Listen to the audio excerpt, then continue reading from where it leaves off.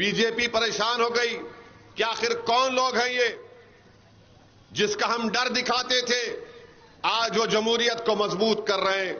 तो मेरे अजीज दोस्तों और बुजुर्गों, हमारे 4 एमएलए खरीद लिए। दिल नहीं भरा तेजस्वी का और उनके बाप का। तो जिस दिन मतदान था किशनगंज का, उस दिन लालू यादव जब ज़ईफी में आ चुके हैं, उन्होंने एक वीडियो बनाकर कहा कि अख्तरुल ईमान को वोट मत दो, कांग्रेस का साथ दे दो, तुम्हारे वोट काटने के लिए ओवैसी आया है। अरे लालू जी, तुम यहां से हार गए पाटलिपुत्रा से, क्या तुमने भी कुछ पैसे लेकर हारे थे क्या बीजेपी से? बताओ बताओ तेजस्वी, तुम्हारी बहन 2-2 मर्तबा हार गई, कितने की डील तुम्हारी हुई थी बीजेपी से? बताओ हमको। 2019 में 1 सीट पर मंजलिस लड़ी किशनगंज से, अख्तर भाई को 3 लाख वोट, करीब 3 लाख वोट मिले। 40 में से 1 ही सीट जीतती है गठबंधन, वो किशनगंज से। बताओ तुमने कितने पैसे लेकर मोदी से सीट हार गए अपनी तुम? अगर आज भी तुम सीट हारोगे, तुम मेरी बात को लिख के रख लो, ये अपने वीडियो में महफूज रख लो। ये नहीं रोक पाएंगे बीजेपी को। आप मेरी बात को लिख के रख लो, ये नहीं रोक पाएंगे। अब मैं जब ये बात कहूंगा तो कल से ये राजद के चमचे, ये दम छल्ले पुकार पुकार कर कहेंगे, देखो ओवैसी ने ये कह दिया। मैं सच्चाई को बयान कर रहा हूं। जब 4 तारीख को नतीजा आएगा तो आप बोलेंगे कि हां, एक दीवाना आकर ये बात हमसे करके गया था। मगर देर मत करो, ये नहीं रोक पाएंगे मेरे भाई। इनके पास दमखम नहीं है, इनके पास मर मिटने का जज्बा नहीं है। ये सिर्फ चुनाव क्यों लड़ रहे हैं बता रहा हूं। राजद चुनाव लड़ रही है अपने परिवार को बचाने के लिए। राजद चुनाव लड़ रही है कि परिवार बच जाएगा तो 25 के विधानसभा में हम कुछ सीटें हासिल कर लेंगे।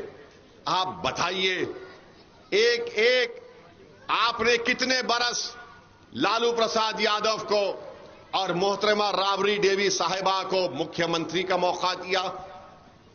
उनके 2-2 बेटों को आपने विधायक बनाया, मंत्री बनाया, डिप्टी चीफ मिनिस्टर बनाया। अब लालू जी का दिल नहीं भरता है तो कह दिए कि अब मेरी 2-2 बेटियों को भी मैं सांसद बनाऊंगा। क्या यहां से आपके दरमियान में कोई पाटलिपुत्रा का एमपी नहीं बन सकता था? क्या आप में काबिलियत नहीं है? मगर नहीं, वो सिर्फ यही चाहते हैं कि परिवार को बचाया जाए। और फिर इसीलिए अपनी दोनों बेटियों को उन्होंने उम्मीदवार बना दिया। 22 उनके उम्मीदवार राजद ने दिए। अगर आप माले को मिला लेंगे और फिर आप सीपीआई को मिला लेंगे, मल्ला की वीआईपी पार्टी को मिला लेंगे, तो 32 उम्मीदवार में सिर्फ 2 मुसलमान हैं और 17% आबादी मुसलमानों की बिहार में है। और लालू जी और तेजस्वी हम पर इल्जाम लगाते हैं कि ओवैसी वोट काटने को आया है। अरे तुम्हारे परिवार से 2 और 22 में हमारे 2। बताओ ये कौन सा इंसाफ है मेरे अजीज दोस्तों और बुजुर्गों? ये आपको सोचना है। मैं आपसे कह रहा हूं, ये सिर्फ आपका वोट हासिल करना चाहते हैं। ये आपको सम्मान नहीं देंगे, ये आपको आपका जायज मुकाम नहीं देंगे। ये सिर्फ वोट हासिल करते जाएंगे, बीजेपी का डर दिखाएंगे, मोदी की बात करेंगे। अरे सबसे ज्यादा नुकसान अगर बीजेपी के 10 साल में किसी को हुआ, क्या लालू जी और तेजस्वी का घर तोड़ा गया बुलडोजर से? बोलो आप। बुलडोजर तो मेरे घर पर चला। अतीक को गोलियां मारी गई, क्या तुम्हारी औलाद पर गोलियां किसी ने चलाई?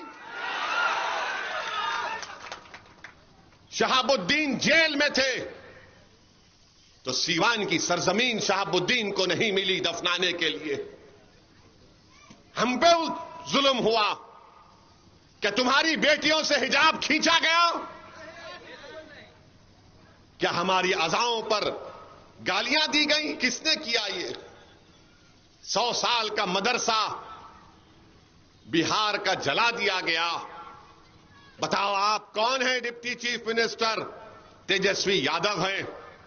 अरे तुमको अगर इतना वोट की फिक्र थी तो तुम जाते उस जले हुए मदरसे का मायना करते। तुम नहीं गए। सीवान का एक 7 साल का बच्चा, उसकी मां पुकारते रही कि मेरा बेटा 7 साल का है। जो 16 साल के कम उम्र के होते हैं वो जेल को नहीं भिजाए जाते, उनका एक अलग घर होता है बच्चों का, जुवेनाइल होम कहते हैं अंग्रेजी में। वो मां पुकारते रही, वो मां कहते रही तेजस्वी से कि तेजस्वी मेरा बेटा 7 साल का है, जेल मत भिजाओ। 7 दिन वो मां सीवान की जेल के सामने बैठी रही। आज तुम ओवैसी को गाली देते हो जालिमों। अगर तुम्हारी औलाद पर कुछ हो जाएगा तो तुम सारा बिहार आसमान पर उठा लेते हो कि हमको जेल में डाल रहे हैं। तेजस्वी कहते हैं, लालू कहते हैं मेरे परिवार को जेल में डालेंगे। तुम्हारा परिवार को जेल में डालने की बात तो जेल होगी, और मेरा बेटा जो 7 साल का 7 दिन जेल में था उसकी तकलीफ नहीं होगी। तेजस्वी बोलो, तुम डिप्टी चीफ मिनिस्टर थे, तुमने क्या किया? तुमने हमारे 4 जर खरीद गुलामों को तुमने खरीद लिया, जमीर फरोशों को। उन्होंने जमीर बेचा और तुमने उनको खरीद लिया। और एक ऐसा एमएलए है हमारा जिसको इन्होंने खरीदा, कितने में उसको मालूम हुआ कि उसको 70 लाख या 1 करोड़ रुपया दिया गया। वो जाकर अपना ईमान बेच दिए और दुबई में होटल खोलते हैं। वो दुबई में होटल खोला, होटल का इनॉग्रेशन करवाया क्रिकेटर अजहरुद्दीन से। और आपको मालूम होटल का नाम क्या रखा उसने? हैदराबाद बिरयानी हाउस।